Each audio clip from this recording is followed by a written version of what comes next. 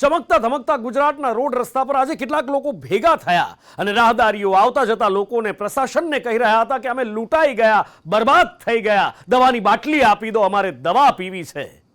શું લાગે છે તમને, કોણ હશે આ લોકો? અને આવી રીતે રસ્તા પર ઉતરી પોતાના જ મોતની દુઆ કેમ માંગી રહ્યા હશે? જાણીને નવાઈ લાગશે, પણ આ ગુજરાતનો જગતનો તાત ખેડૂત છે, જે પોતાની વ્યથા ઠાલવી રહ્યો છે. ત્યારે ખેડૂતોની આ વ્યથા જોઈ, આ વ્યથા સાંભળીને પસાર થનારના પણ આંખના ખૂણા ભીના થઈ ગયા હતા.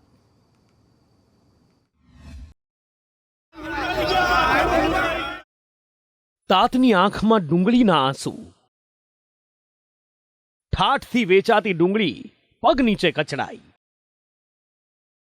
નિકાસ બંધ, ગગડ્યા ભાવ, ખેડૂતોને નુકસાન. આ દ્રશ્યો ગુજરાતના છે. દ્રશ્યો ભલે જુદા જુદા વિસ્તારના હોય, પણ વ્યથા એક સરખી છે. પગ નીચે કચડાતી ડુંગળી ખેડૂતોનો અનમોલ પાક છે. ખેડૂતોએ આ ડુંગળી પાછળ પોતાના જીવનના 4.5 મહિના ખર્ચ્યા છે. 4.5 મહિના તો પાછા આવવાના નથી, પણ એમના 4.5 મહિના ખર્ચો, પરસેવો, સપના, આશા તમામ ઠગારા નીવડ્યા છે. કારણ કે છેલ્લી ઘડીએ સરકારે કરેલા એક નિર્ણય તેમની કિસ્મત બદલી નાખી છે અને ખેડૂતોની આ દશા થઈ છે. ડુંગળી પકવતા ખેડૂતોને રાજ્યમાં ડુંગળીના એક મણના 700 થી 800 રૂપિયા મળતા હતા અને તેમને આશા બંધાઈ હતી કે આ મહામૂલો પાક વેચાય પછી 2 પાંદડે થઈશું. કંઈ કેટલાય સપના સજાવ્યા હતા, પણ સરકારે એકાએક ડુંગળીની નિકાસ પર પ્રતિબંધ મૂકી દીધો અને ડુંગળીના ભાવ ગગડીને 250 રૂપિયા મણથી નીચે પહોંચી ગયા. ભાવ ગગડતા ખેડૂતો ડુંગળીના આંસુ રોવા લાગ્યા છે. હાલત એવી થઈ છે કે ખેડૂત પોતાના જ પગ નીચે ડુંગળી કચડવા મજબૂર બન્યો છે.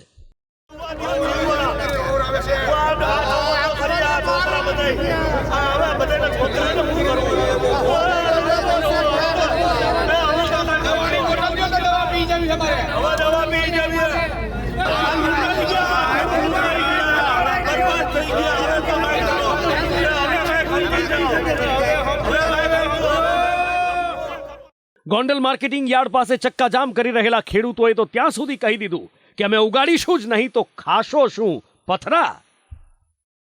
કોઈ બી ટાઈટના અલ્ટિમેટ આપ્યા વગર અને આ સિઝનમાં જેને બેન લગાવી હતી, ઓફ સિઝનમાં લગાવે તો ક્યાં સરકારને પ્રોબ્લેમ છે? બીજું, અને આની ડુંગળીની પ્રોડક્શન કોસ્ટ એક મને કોઈ કાઢીને બતાવે. આમાં અમારે શું મજૂરને દેવાનું, બિયારણને દેવાનું કે ખાતરને દેવાનું? પ્લસ બીજી વસ્તુ કે કોઈ બી આજે માણસ તમે જો 12 કલાકની નોકરી, સરકારી કર્મચારીઓ 8 કલાકની નોકરીમાં પૂરતો પગાર મળે છે. અમારી 12 કલાક, 14 કલાકની રાતના જ્યારે જનાવરની સાથે બી બાથ ભીડીને અમે કામ કરતા હોઈએ છીએ, એ ઉત્પાદન થાય, ભારતની પ્રજાને આપણી તમામ જનતા ખાય, એના માટે અમે માર્કેટ યાર્ડમાં લઈને આવી છીએ. કાલે સવારે અમારા પરિવાર પૂરતો અમે જો વાવવા માંગશું તો ખાશે શું?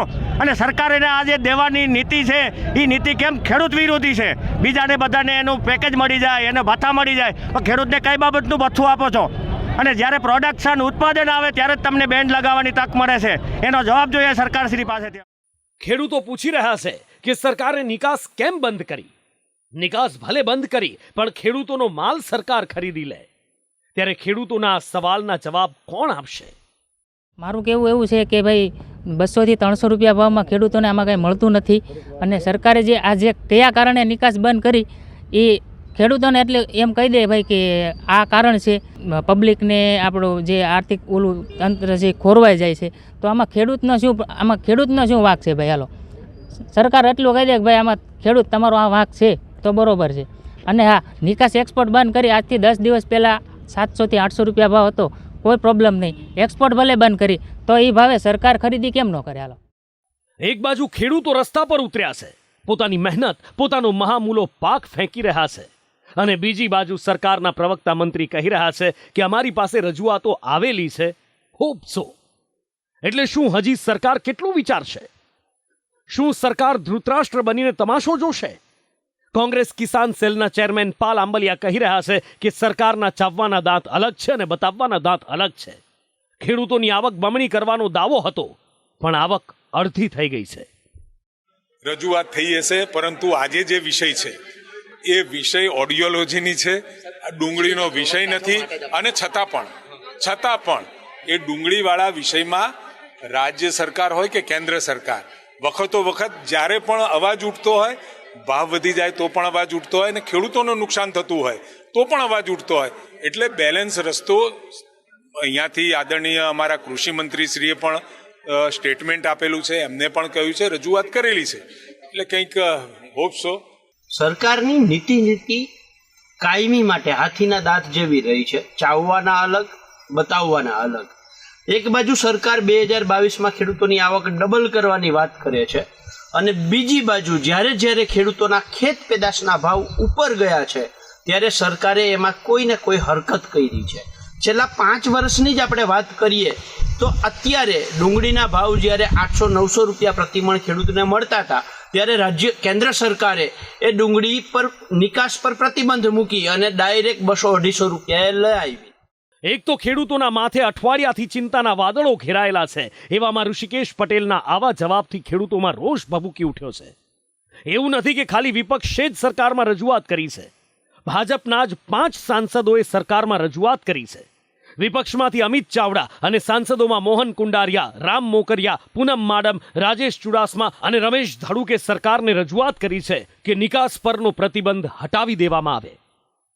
સરકાર અને વિપક્ષ તો ઠીક, સામાજિક સંસ્થાના અગ્રણીઓ પણ રજૂઆત કરી રહ્યા છે કે સરકારે તાત્કાલિક અસરથી આનો નિવેડો લાવવો જોઈએ. બિલકુલ પરિસ્થિતિ વિકટ કહેવાય અને આમાં સરકારે જલ્દીમાં જલ્દી આનો નિવાડો અને ફેસલો લેવો જોઈએ. બિલકુલ પરિસ્થિતિ વિકટ કહેવાય અને આમાં સરકારે જલ્દીમાં જલ્દી આનો નિવાડો અને ફેસલો લેવો જોઈએ. ડુંગળીના ભાવ ગગડતા ખેડૂતોને મોટું આર્થિક નુકસાન ભોગવવું પડી રહ્યું છે. ત્યારે શું ખરેખરમાં આનો કોઈ ઉકેલ નથી? શું ખેડૂતોને ફરી પોષણક્ષમ ભાવના બદલે સબસિડી આપવી પડશે?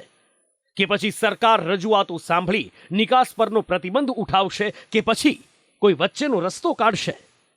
સરકાર શું નિર્ણય કરે છે એના પર સૌની નજર છે.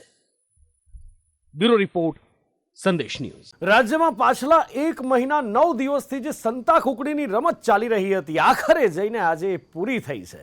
ગુજરાત આમ આદમી પાર્ટીના ધારાસભ્ય ચૈતર વસાવા અને રાજ્યની બાહોશ પોલીસ વચ્ચે આ સંતા કુકડીની રમત ચાલી રહી હતી. પોલીસ જો કે બાહોશ છે પણ તેમ છતાં ચૈતર વસાવાને શોધી ન શકી અને આખરે ચૈતર વસાવા જાતે સરેન્ડર થયા.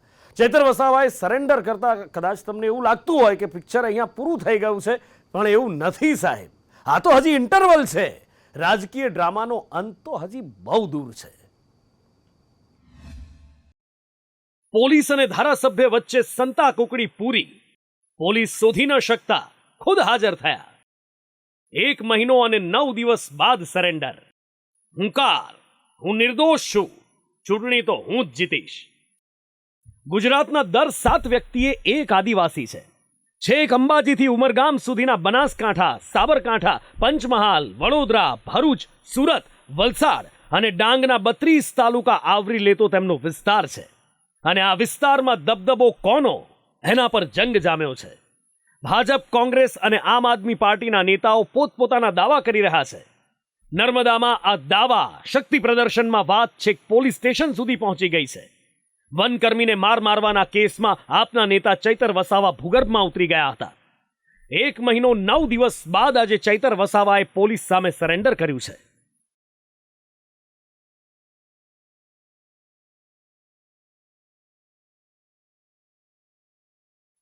બિરસા મુંડાની તસવીર સાથે ચૈતર વસાવાએ સરેન્ડર કરતા પહેલા સમર્થકોને સંદેશ આપ્યો હતો અને પોતાનો સંઘર્ષ ચાલુ રાખવાની વાત કરી હતી.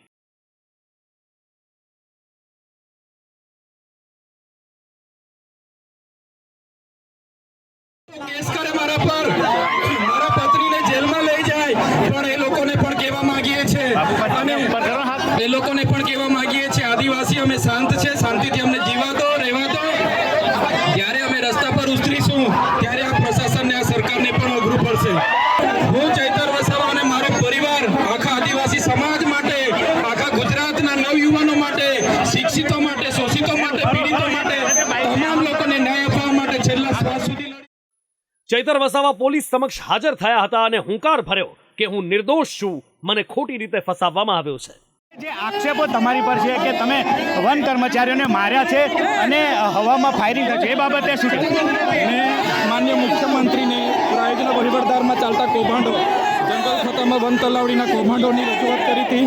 આજ દિન સુધી મને જવાબ નથી આપ્યો અને એ કૌભાંડોને છુપાવવા માટે આ લોકો ખોટો કેસ કરી મારા પર ફરિયાદ કરી છે.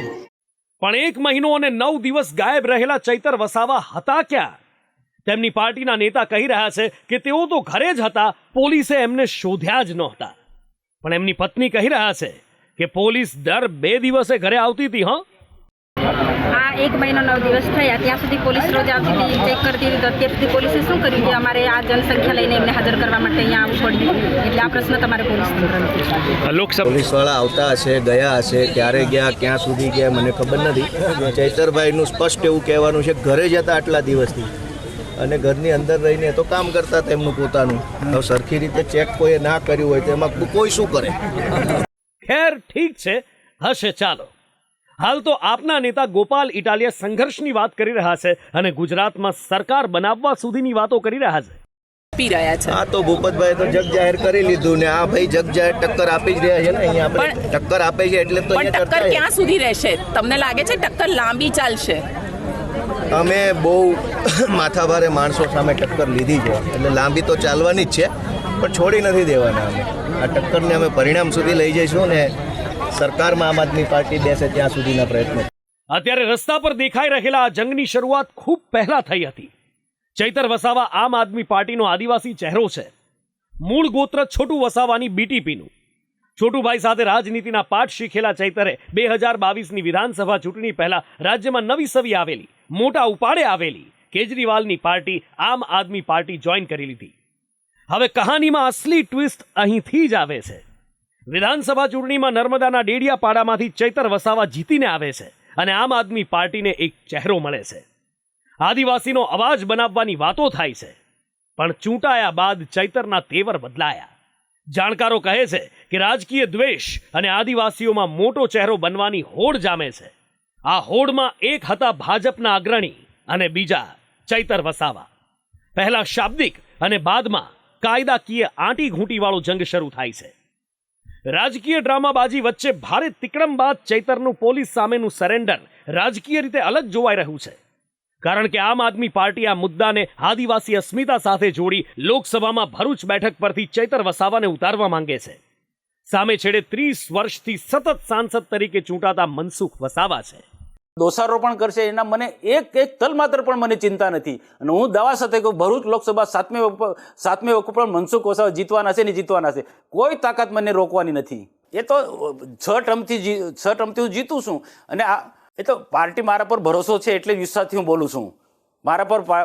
મને પાર્ટી પર ભરોસો, મારા પર પાર્ટીને ભરોસો એટલે હું વિશ્વાસથી બોલું છું. હવામાં વાત નથી કરતો મેં. પણ રાજનીતિમાં આ વાત એટલા માટે મહત્વની છે કે ભારતીય જનતા પાર્ટી 26માંથી 26 બેઠકો જીતવાના ટ્રેક રેકોર્ડની હેટ્રિક બનાવવા માંગે છે. અને આ જ કસરતના ભાગરૂપે ભાજપે ઓપરેશન લોટસ શરૂ કર્યું હોવાનું કહેવાય રહ્યું છે. જેમાં વિસાવદરના આપના પૂર્વ ધારાસભ્ય ભાયાણીથી લઈ કોંગ્રેસના કેટલાક નેતાઓ રડારમાં છે. ભારતીય જનતા પાર્ટી લોકસભાની ચૂંટણીમાં એક પણ બેઠક ગુમાવે એ પોસાય એમ નથી. અને એટલા માટે જ ચૈતર વસાવા સામેની અધિકારીને મારવાની ફરિયાદ રાજકીય બેડામાં પણ ચર્ચાના ઈરણે છે. બ્યુરો રિપોર્ટ, સંદેશ ન્યૂઝ. બુધવારે સંસદ પર હુમલો કરનાર 4 આરોપીઓના 7 દિવસના રિમાન્ડ મંજૂર કરવામાં આવ્યા છે અને એની સાથે સાથે દેશની અંદર પણ હોબાળો મચ્યો છે. અને હા, દેશની અંદર હોબાળો મચ્યા બાદ સંસદમાં પણ અંદર હોબાળો મચ્યો હતો કે સંસદની અંદર સાંસદોએ હોબાળો મચાવ્યો. વેલ સુધી કેટલાક સાંસદો ધસી આવ્યા. હાલત એ થઈ ગઈ કે આ સાંસદોને સસ્પેન્ડ કરવાની ફરજ પડી અને એમાંથી એક સાંસદને તો આખા સત્ર માટે સસ્પેન્ડ કરવામાં આવ્યા. પણ હા, આખરે કોણ હતા એ લોકો કે જેમણે સંસદ પર હુમલો કર્યો, અફરાતફરી મચાવી? 4 લોકોની ઓળખ થઈ છે, 2 હજી પણ ફરાર છે. 13 ડિસેમ્બરે સંસદમાં સુરક્ષામાં મોટી ચૂક સામે આવી અને સંસદમાં હુમલો થયો અને સત્રમાં હોબાળો મચી ગયો. વિપક્ષી સાંસદોએ સુરક્ષામાં ચૂકનો મુદ્દો ઉપાડી લોકસભા અને રાજ્યસભામાં સૂત્રોચ્ચાર કર્યા, જેના કારણે ગૃહની કાર્યવાહી અનેક વાર સ્થગિત કરવામાં આવી. વિપક્ષના સાંસદોએ એટલા હોબાળા મચાવ્યા કે 14 સાંસદોને સસ્પેન્ડ કરવાની ફરજ પડી તો એક સાંસદને આખા સત્ર માટે સસ્પેન્ડ કરી દેવામાં આવ્યા. સસ્પેન્ડ કરાયેલા 9 સાંસદો કોંગ્રેસના હતા, જ્યારે 2 સાંસદો CPI-M અને 2 સાંસદ DMKના હતા તો 1 CPIના હતા. આ બધા વચ્ચે TMC સાંસદ ડેરેક ઓબ્રાયને ખૂબ હોબાળો મચાવ્યો. ડેરેક નારા લગાવતા લગાવતા વેલમાં ઘૂસી આવ્યા અને સ્પીકર જગદીપ ધનખડ તેમના પર ગુસ્સે ભરાયા.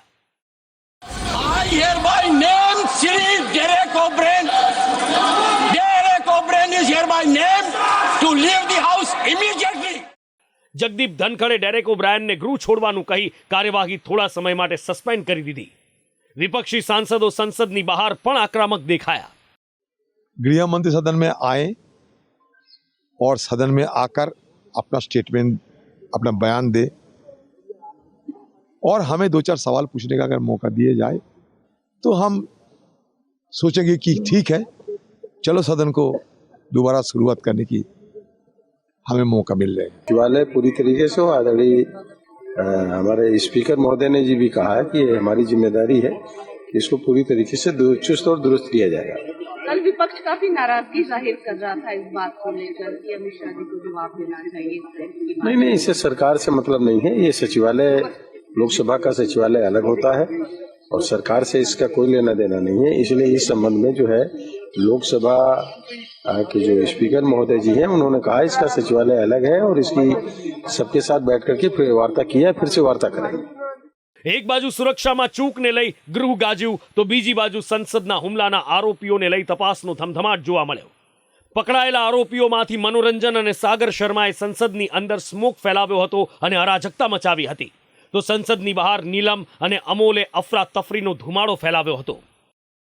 પોલીસે આ મામલે યુએપીએ અંતર્ગત ગુનો નોંધીને તપાસ શરૂ કરી છે. પણ સંસદમાં થયેલા આ હિચકારા હુમલા પાછળ 4 લોકો નહીં 6 લોકો હોવાનું ખુલ્યું છે. 5 જુદા જુદા રાજ્યના 6 લોકોમાંથી માસ્ટર માઇન્ડ કોણ છે એ હજી સુધી માલુમ નથી પડ્યું. કોણ પકડાયા છે તે ક્યાંના હતા? હવે જો તેની વાત કરીએ તો નીલમ અને વિક્કી શર્મા નામના આરોપી હરિયાણાના છે, સાગર શર્મા ઉત્તર પ્રદેશ, અમોલ શિંદે મહારાષ્ટ્ર, મનોરંજન કર્ણાટક અને લલિત ઝા પશ્ચિમ બંગાળનો હોવાનું ખુલ્યું છે. પકડાયેલા આરોપીઓની અત્યારે સઘન પૂછપરછ થઈ રહી છે. સામે આવેલી માહિતી મુજબ આ બધા જ આરોપી બેરોજગાર હતા અને તેમની પાસે કોઈ નિયમિત કામ નહોતું. તપાસમાં એ વાત પણ ધ્યાને લેવામાં આવી છે કે શું બેરોજગાર યુવાનોએ પોતાનો ગુસ્સો ઠાલવવા આ કૃત્ય કર્યું છે કે પછી કોઈએ તેમનો ફાયદો ઉપાડી એક મોટી ઘટનાને અંજામ આપ્યો છે. બ્યુરો રિપોર્ટ, સંદેશ ન્યૂઝ.